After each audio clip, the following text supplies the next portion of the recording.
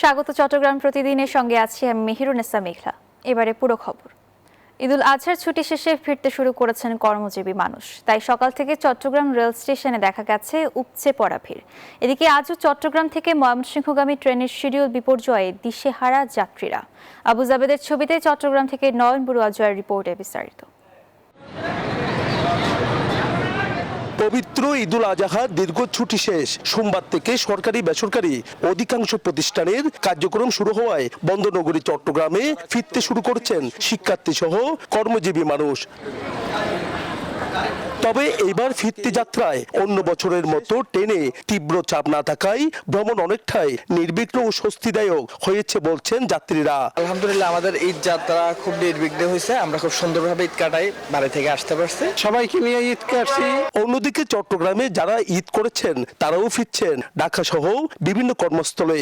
তবে ময়মনসিংহগামী বিজয় এক্সপ্রেস ট্রেনের শিডিউল বিপর্যয়ে দিশেহারা যাত্রীরা। ট্রেন সময় মতো আসতেছে না, মানুষ সময় মতো তার জায়গা মতো যাইতে পারতেছে না। জামালপুর থেকে ছেড়ে আসবে এবং এখান থেকে লেট করে যাবে, তো বিষয়টা আসলে উচিত না। এভাবে শিডিউল মেনটেন করাটা উচিত।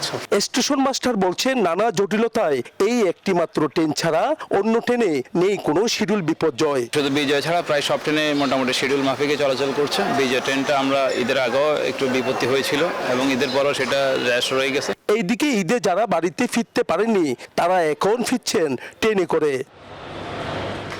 ট্রেন যাত্রা আরও নিরাপদ করতে রেল কর্তৃপক্ষের রয়েছে নানা পরিকল্পনা। নয়ন বড়ুয়া জয়, নিউজ 24, চট্টগ্রাম। জঙ্গল সলিমপুরকে সন্ত্রাসীদের অভয়ারণ্য হতে দেয়া হবে না। সারা দেশে মাদক সন্ত্রাস চাঁদাবাজির জিরো টলারেন্সে সরকার, বলেছেন স্বরাষ্ট্রমন্ত্রী সালাউদ্দিন আহমেদ। রোববার জঙ্গল সলিমপুর পরিদর্শনে গিয়ে তিনি কথা বলেন পরিকল্পিত পুনর্বাসন ছাড়া কাউকে উচ্ছেদ করা হবে না। চট্টগ্রামের সীতাকুণ্ডের দুর্গম জঙ্গল সলিমপুরে আগমন উপলক্ষে নেওয়া হয় কড়া নিরাপত্তা ব্যবস্থা। ভূমি প্রতিমন্ত্রী, চট্টগ্রাম মেয়র, আইজিপি সহ আইন শৃঙ্খলা রক্ষাকারী বাহিনীর ঊর্ধ্বতন কর্মকর্তাদের নিয়ে সন্ত্রাসী হামলায় ক্ষতিগ্রস্ত যৌথ বাহিনীর ক্যাম্প পরিদর্শন করেন স্বরাষ্ট্রমন্ত্রী। আলীনগর উচ্চ বিদ্যালয়ে আইন শৃঙ্খলা বাহিনীর সাথে মতবিনিময় সভার পর সারা দেশে মাদক সন্ত্রাস চাঁদাবাজির বিরুদ্ধে সরকারের কঠোর অবস্থানের বার্তা দেন তিনি। যৌথ অভিযানের মাধ্যমে, পরিকল্পিত অভিযানের মাধ্যমে সারা দেশব্যাপী মাদক সন্ত্রাস, জুয়া এবং চাঁদাবাজি এই চারটাকে আমরা অ্যাড্রেস করব অত্যন্ত গুরুত্ব সহকারে। এগুলোকে আমরা নির্মূল করার চেষ্টা করব। বলেন পরিকল্পিত পুনর্বাসনের ব্যবস্থা না করে সলিমপুর থেকে কাউকে উচ্ছেদ করা হবে না। এখানে কাউকে ডিস্টার্ব করা হবে না, কোনো বসতি উচ্ছেদ করা হবে না, কিন্তু আমরা এই কারাগারের স্থানটা আমরা আগে নিজেদের দখলে নিয়ে, তারা অধিদপ্তর আইজি প্রেসিডেন্ট তার দখলে নিয়ে পরবর্তী উন্নয়নের ব্যবস্থাটা আমরা করব। এছাড়া জঙ্গল সলিমপুরের বিশাল খাস জমিতে চট্টগ্রাম কেন্দ্রীয় কারাগার সহ সরকারি বিভিন্ন দপ্তর স্থানান্তর করা হবে বলেও জানান তিনি। আকরাম হোসাইন, নিউজ 24, জঙ্গল সলিমপুর, চট্টগ্রাম। আইন শৃঙ্খলা অবনতির সাথে সরকারি দলের লোকেরাই জড়িত মন্তব্য করেছেন জাতীয় সংসদের বিরোধী দলীয় উপনেতা ও জামায়াতের নায়েবে আমির ডক্টর সৈয়দ আব্দুল্লাহ মোহাম্মদ তাহের। রোববার কুমিল্লায় এক আয়োজনে তিনি একথা বলেন। আইন শৃঙ্খলা পরিস্থিতি আনফরচুনেটলি গ্রাজুয়ালি আরো অবনতি করছে। আপনারা দেখেছেন বেশ কিছু শিশু মারা গেছে, র্যাপ কেস হচ্ছে, মামলা হচ্ছে, এটা একেবারে অপ্রত্যাশিত। এর প্রধান কারণ হচ্ছে সরকারি দলের লোকেরাই এগুলোর সাথে জড়িত। যেহেতু সরকারি দলের লোকেরা জড়িত, আইন শৃঙ্খলা রক্ষাকারী বাহিনী অনেক সময় তাদের সাথে যে কঠোর আচরণ করা দরকার সেই আচরণটা তারা করতে পারছে। কুমিল্লা ভিক্টোরিয়া সরকারি কলেজের নিউ হোস্টেল অ্যালামনাইদের পূর্ণমিলনী অনুষ্ঠান উৎসবমুখর পরিবেশে অনুষ্ঠিত হয়েছে। প্রাক্তন শিক্ষার্থীদের মধ্যে পারস্পরিক সম্পর্ক ও যোগাযোগ ধরে রাখার উদ্দেশ্যেই এই মিলন মেলার আয়োজন করা হয়। কুমিল্লায় মহিউদ্দিন মহির পাঠানো তথ্য ও চিত্রের ডেস্ক রিপোর্ট। কুমিল্লা নগরীর ঐতিহ্যবাহী কুমিল্লা ভিক্টোরিয়া সরকারি কলেজ রবিবার কলেজের নিউ হোস্টেলে অ্যালামনাইদের পুনর্মিলনী অনুষ্ঠান অনুষ্ঠিত হয়। বেলুন উড়িয়ে উদ্বোধনের মধ্য দিয়ে শুরু হয় কুমিল্লা ভিক্টোরিয়া সরকারি কলেজের ঐতিহ্যবাহী নিউ হোস্টেলের প্রথম গ্র্যান্ড রিইউনিয়ন। প্রাক্তন শিক্ষার্থীদের মধ্যে পারস্পরিক সম্পর্ক ও যোগাযোগ ধরে রাখার উদ্দেশ্যে এ মিলন মেলা হয়। এ সময় উপস্থিত ছিলেন বিশিষ্ট শিল্পপতি মোস্তফা কামাল, সাবেক এমপি গফুর ভূঁইয়া সহ সাবেক বর্তমান সচিব, ডিআইজি, চিকিৎসক, শিক্ষাবিদরা। প্রাক্তন শিক্ষার্থীদের পদচারণায় মুখর হয়ে ওঠে কলেজ প্রাঙ্গণ। প্রাক্তন শিক্ষার্থী অতিথিদের উত্তরীয় প্রদান ও সুভিনিরের মোড়ক উন্মোচন শেষে স্মৃতিচারণ, আলোচনা সভা ও সাংস্কৃতিক অনুষ্ঠানে আয়োজন করা হয়। দীর্ঘদিন পর বন্ধু সহপাঠীদের দেখে আবেগ তাড়িত হয়ে পড়েন। তারুণ্যদীপ্ত পদচারণায় মুখরিত আজকের এই বার্ডে কুমিল্লা ভিক্টোরিয়ার নিউ হোস্টেলের পদচারণা দেখে অত্যন্ত আনন্দিত এবং খুশি হয়েছি। আমরা মনে করি কুমিল্লা ভিক্টোরিয়া কলেজ এই বিশ্ববিদ্যালয় হওয়ার কথা ছিল, এবং আমি এখনো বলি যে কুমিল্লা ভিক্টোরিয়া কলেজকে পূর্ণাঙ্গ বিশ্ববিদ্যালয় যেন করা হয়। অনুষ্ঠানে উপস্থিতরা ভবিষ্যতে এ ধরনের আয়োজন আরও চান। Desk report, news 24। খাগড়াছড়ির মানিকছড়ি উপজেলায় এবারে পাহাড়ের চূড়ায় প্রথমবারের মতো বিদেশি জাতের আঙুর চাষ করে নতুন সম্ভাবনা সৃষ্টি করেছে অ্যাগ্রো ফার্ম। উপজেলার বাটনতলী ইউনিয়নের ঢাকাইয়া শিবির এলাকায় ব্যতিক্রমধর্মী আঙুর বাগান এখন স্থানীয়দের পাশাপাশি দর্শনার্থীদেরও আকর্ষণের কেন্দ্রবিন্দুতে পরিণত হয়েছে।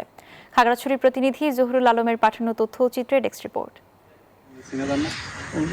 থোকায় থোকায় ঝুলছে সবুজ, কালো ও বেগুনি রং সহ নানা রঙের আঙ্গুর। ফল পাকতে শুরু করলেও এখনো বিক্রি শুরু হয়নি।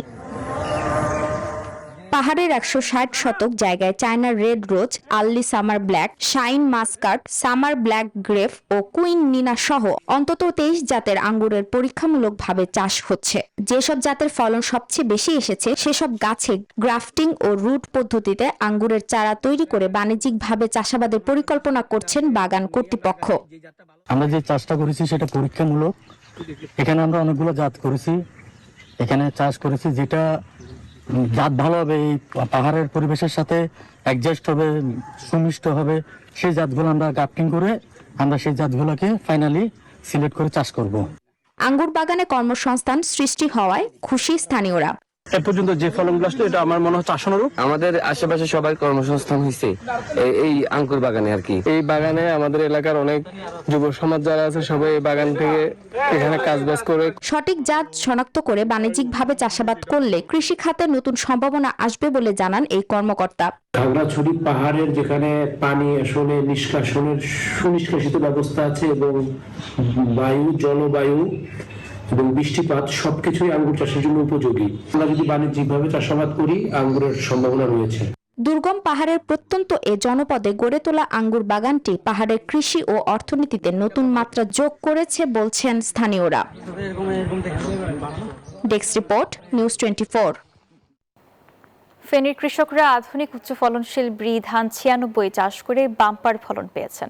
উন্নত জাতের এই ধান আবাদের রোগবালাই ও পোকামাকড়ের আক্রমণ কম হওয়ায় এটি কৃষকদের মাঝে ব্যাপক সাফল্য ও জনপ্রিয়তা লাভ করেছে। ফলন ভালো হওয়ায় এই ধান চাষে উদ্বুদ্ধ হচ্ছেন অন্যান্য কৃষক। পরীক্ষামূলক এই ধান চাষে সাফল্য পাওয়ায় খুশি জেলার কৃষি কর্মকর্তারাও। ফেনী থেকে ইয়াসিন সুমনের পাঠানো তথ্যচিত্রে ডেস্ক রিপোর্ট। ফেনীতে ব্রি ধান 96 চাষে দিন দিন আগ্রহী হয়ে উঠেছে কৃষক। পরীক্ষামূলক এ ধান চাষে কৃষকের আগ্রহ দেখে আশাবাদী জেলা কৃষি সম্প্রসারণ অধিদপ্তর। ফেনীর দাগনভূঞা উপজেলার নয়নপুর ব্লকের কৃষক মোর্শেদ আলম টিটু জানান, চলতি বছর ব্রি ধান 96 এর নমুনা হিসেবে চাষ করে ভালো ফলন পেয়েছিলেন তিনি। বিঘা প্রতি ফলন পেয়েছেন 862 কেজি।